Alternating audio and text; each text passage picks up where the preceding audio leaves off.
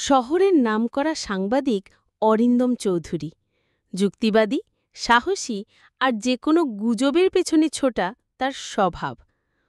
অলৌকিক বা ভূতের গল্প তার কাছে ছিল শুধুই গাঁজাখুরি কেচ্ছা। কিন্তু তার এই বিশ্বাস টলে গিয়েছিল এক বর্ষার রাতে, যখন সে মশানপুর নামের এক পরিত্যক্ত গ্রামের খোঁজে বেরিয়েছিল। শোনা যায়, মশানপুর এখন আর মানুষের গ্রাম নয়, ওটা প্রেতাত্মাদের এক রাজ্য।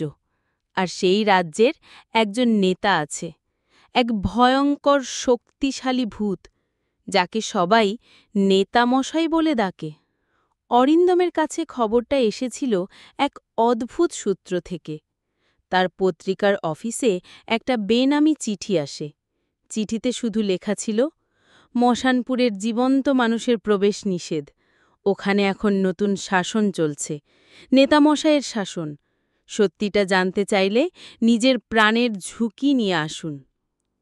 চিঠিটা অরিন্দমকে আগ্রহী করে তোলে। নেতামশাই নামটা তার মাথায় ঘুরতে থাকে।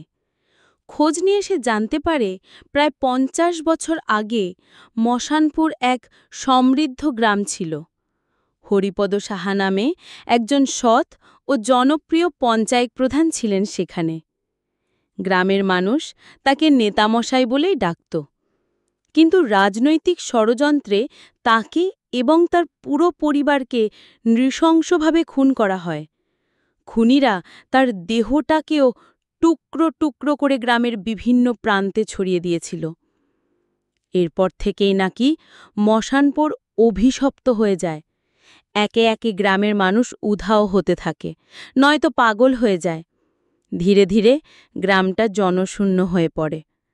গুজব রটে, হরিপদ সাহার অতৃপ্ত আত্মা এখন সেই গ্রামের শাসক। সে অন্য অতৃপ্ত আত্মাদের নিয়ে নিজের দল তৈরি করেছে। অরিন্দম ঠিক করল, এই রহস্যের শেষ সে দেখেই ছাড়বে। বর্ষার এক বিকেলে সে একাই বাইক নিয়ে বেরিয়ে পড়ল মশানপুরের দিকে। প্রধান সড়ক থেকে একটা ভাঙা মাটির রাস্তা মশানপুরের দিকে চলে গেছে। যত সে এগোচ্ছিল, চারপাশের পরিবেশ কেমন যেন থমথমে হয়ে আসছিল। দিনের আলোতেও একটা স্যাঁতস্যাঁতে অন্ধকার।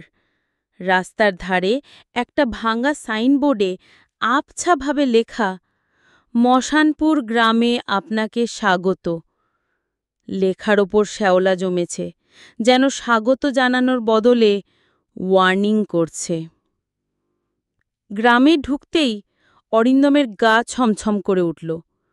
পিন পতন নিস্তব্ধতা, ভাঙা বাড়ি, আগাছায় ভরা উঠোন, আর মাঝে মাঝে দমকা হাওয়ায় দরজা জানলার ক্যাঁচক্যাঁচ শব্দ। মনে হচ্ছে হাজার হাজার চোখ তাকে অদৃশ্যভাবে দেখছে। সে বাইকটা একটা পুরনো অশ্বত্থ গাছের নিচে রেখে পায়ে হেঁটে এগোতে লাগল। গ্রামের ঠিক মাঝখানে একটা পঞ্চায়েত ঘর।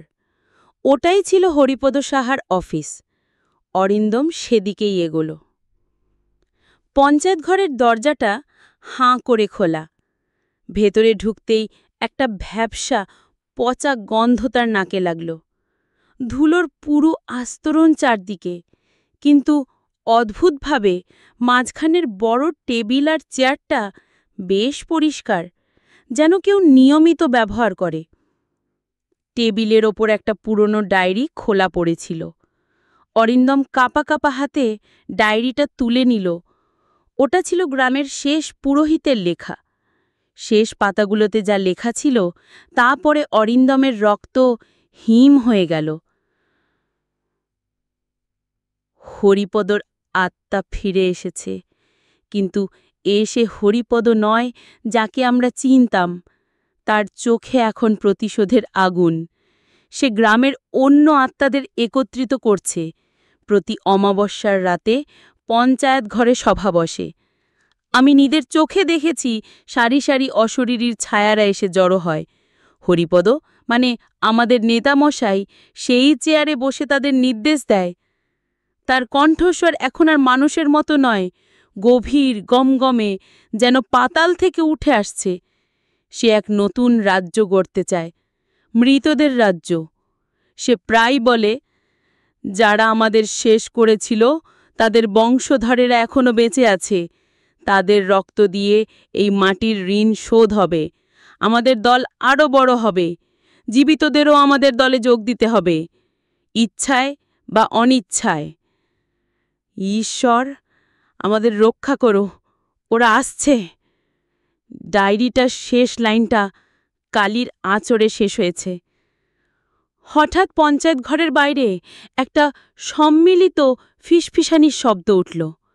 মনে হচ্ছে বহু মানুষ একসাথে কথা বলছে, কিন্তু কোনো কথাই স্পষ্ট নয়।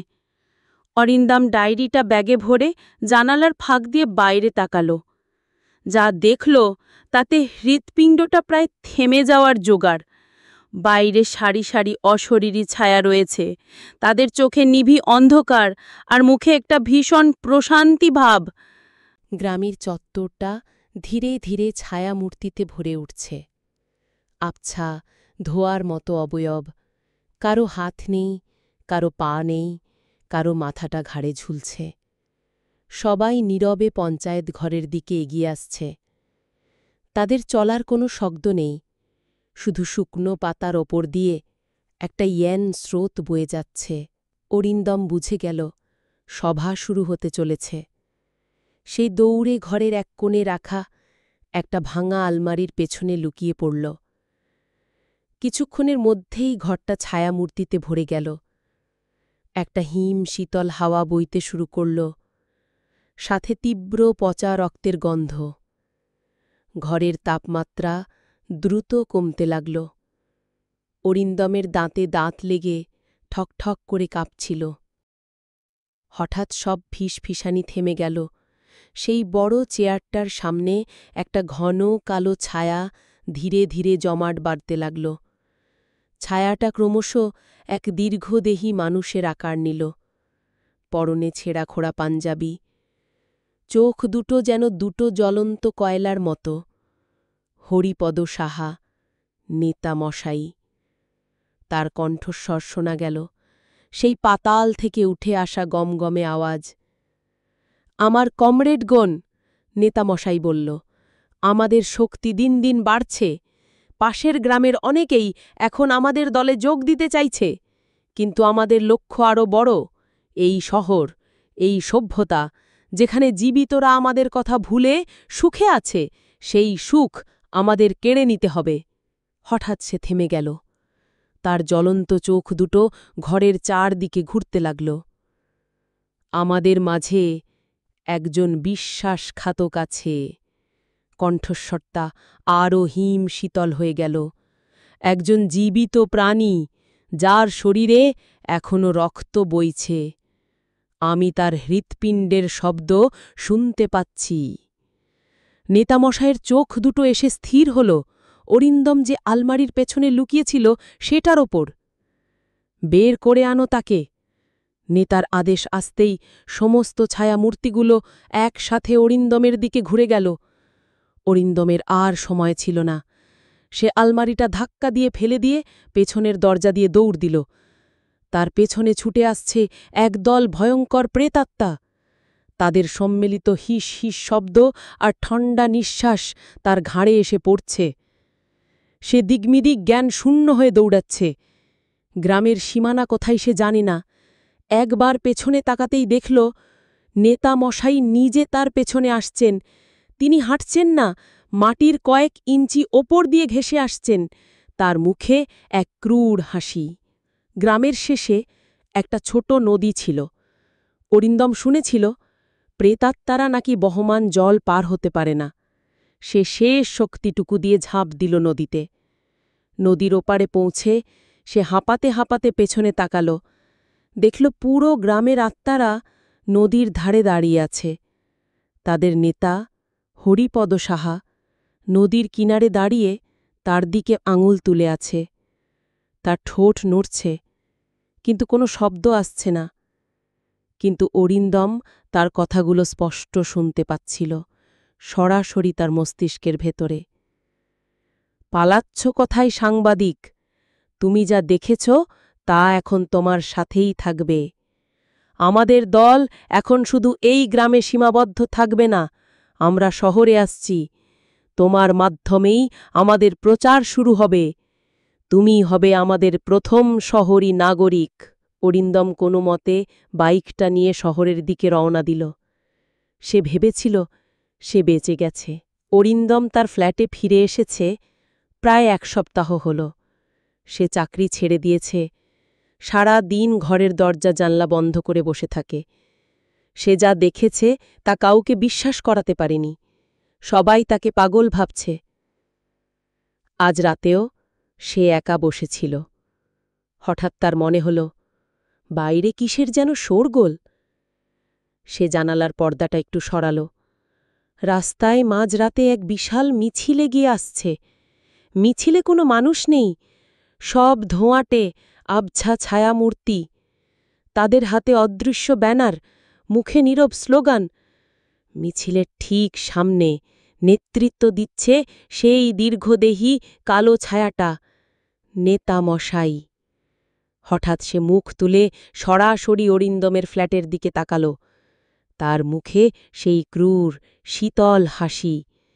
সে হাত তুলে অরিন্দমকে ইশারা করল, যেন বলছে, চলে এসো, আমাদের সভা শুরু হবে।